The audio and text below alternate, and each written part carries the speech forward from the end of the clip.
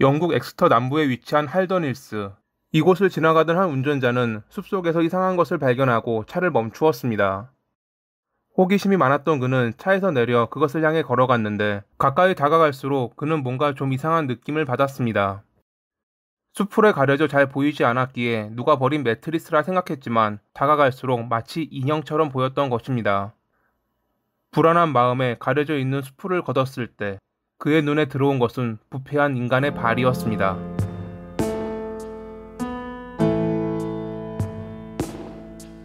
1950년 5월 17일에 태어난 마이클은 술주정뱅이였던 아버지와 자신에게 무관심한 어머니 사이에서 자랐습니다.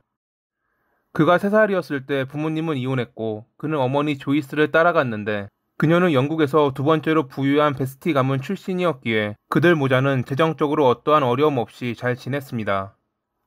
하지만 여전히 어머니는 그에게 무관심했고 그 때문인지는 몰라도 마이클은 남들과는 좀 다른 면을 보였습니다. 6살 때 기숙사에 불을 지르는 것을 시작으로 초등학교에 들어갔을 무렵 또 학교에 불을 질러 계단을 다 태워버렸죠. 다행히 인명피해는 없었고 모두 돈으로 무마하긴 했지만 그런 그를 사람들은 가까이 하길 꺼렸습니다. 수업을 빼먹고 친구들의 물건을 훔치는 등 여러 문제를 일으켰고 점차 이런 일이 늘어나자 당연히 그 결과는 퇴학이었습니다. 학교에서 쫓겨나자 베스티 가문에선 그에게 보모를 붙여 집에 가두었습니다. 그저 집에 두고 조용히 지내면 괜찮으리라 생각했지만 그건 잘못된 생각이었습니다. 어느 날 그는 이모의 손을 물었고 또 어느 날은 어머니를 흉기로 위협하는 등 폭력적인 모습을 계속 보여주었거든요. 이런 반사회적 행동에 결국 가문에선 그를 정신병원에 보냈고 일정 기간 치료를 받고 나서야 태어날 수 있었습니다. 당시 그는 달라진 듯 보였지만 그것은 겉으로만 그랬을 뿐. 병원에서 남들을 속이는 법을 배운 그의 내면은 여전히 나쁜 것으로 물들어 있었습니다. 그는 별다른 직업 없이 여러 곳을 돌아다니며 자유롭게 살았습니다. 어차피 돈이야 가문 이름으로 들어있는 신탁에서 충분하게 나왔으니깐요. 당시 베스티 가문은 호주와 미국에서 사업을 벌였는데 근로자와 여러 분쟁이 있어 그리 좋은 기업 이미지는 아니었습니다. 그 때문에 마이클은 만나는 사람들에게 자신이 베스티 가문이라는 것을 알리지 않았고 그저 무약가라고만 칭했죠. 1976년에 그는 결혼했고 3년 뒤에 아들을 두었지만 가정에는 크게 관심을 가지지 않았습니다. 마치 자기 어머니처럼 말이죠. 그러다 보니 1980년에 미국으로 건너가 홀로 자유롭게 여러 곳을 돌아다니며 인생을 즐겼습니다. 그러던 어느 날 그는 샌프란시스코에서 신호를 기다리던 중 자신의 오토바이에 관심을 보이는 부부를 만났습니다. 그가 타고 있던 것은 신상 할리 데이비슨이라 오토바이를 좋아한 그들 부부의 관심을 끌었고 대화를 나눈 그들은 그를 집으로 초대하기에 이르렀죠. 이날 그를 집으로 초대했던 것을 이들 부부는 두고두고 후회했습니다.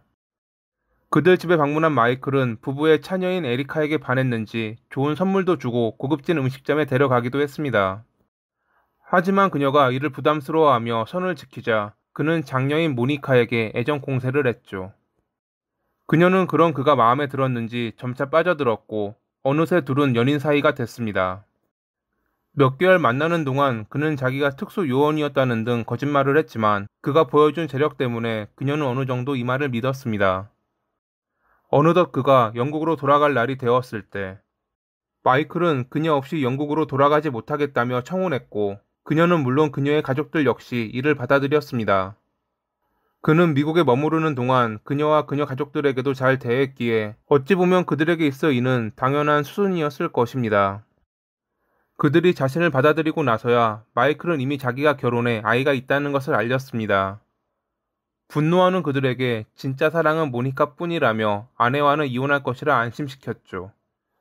실제로 얼마 뒤 그는 이혼했고 1981년 11월에 모니카와 결혼해 영국으로 돌아왔습니다. 버킹엄셔에 넓은 부지를 구매하고 호화로운 집을 지어 살았던 그들은 행복해 보였습니다. 하지만 그것도 잠시, 막상 모든 사랑을 줄 것처럼 보였던 마이클은 결혼하고 얼마 뒤부터 본성을 드러냈습니다. 그는 자기 뜻대로 되지 않으면 화를 냈고 폭력적으로 변했습니다. 또 그러다가도 그녀가 그를 떠날 것 같으면 자신이 당뇨 때문에 힘들다며 안쓰러운 모습으로 그녀를 잡았죠. 한 번은 사소한 일로 그가 화를 내며 손에 잡히는 물건들을 던지자 모니카는 견디다 못해 경찰에 신고했는데 출동한 경찰을 본 마이클은 총을 꺼내 겨누며 나가라고 소리치다 체포돼 1만 파운드의 벌금을 내기도 했습니다. 이런 괴팍한 모습을 보였지만 그녀는 여전히 그를 사랑했습니다. 미국에 있는 가족들은 돌아오라고 했지만 그녀는 남편을 돕고 싶다며 영국에 계속 머물렀습니다. 그러던 중 1983년 3월부터 그녀의 연락이 끊겼습니다. 처음에는 바빠서 혹은 말하기 힘든 이유로 연락이 안 된다고 생각했는데 5개월이 지나도록 연락이 없자 이상함을 느꼈습니다. 한편 당시 마이클은 몇 개월 전부터 지인들에게 둘 사이에 문제가 생겨 아내가 집을 나갔다고 말하고 다녔습니다. 그녀를 찾기 위해 탐정을 고용했고 탐정은 그녀의 카드 기록을 따라 그곳까지 가보았지만 끝내 아내를 찾지 못했다는 그의 말을 지인들은 믿었습니다.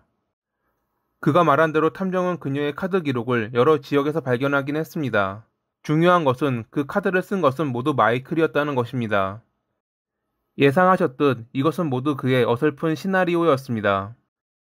1983년 9월 3일 영국 엑스터 남부에 위치한 할던힐스에서 여성의 시신이 발견됐습니다. 머리가 없고 신분을 증명할 물건이 없었기에 경찰은 그녀가 입고 있던 옷을 단서로 사람들에게 도움을 청하며 전단을 배포했습니다. 그리고 얼마 뒤 경찰은 몇 개월 전 사라진 친구의 옷이라는 제보를 받을 수 있었죠. 제보자는 모니카의 친구로 그녀의 증언을 바탕으로 경찰은 마이클의 집에 방문했는데 그는 그녀가 봄에 떠났고 그 뒤로 보지 못했다고 주장했습니다. 자신이 그녀를 찾기 위해 탐정을 고용하고 여러 지역에서 그녀의 카드가 쓰였다며 미리 준비한 서류를 보여주었습니다.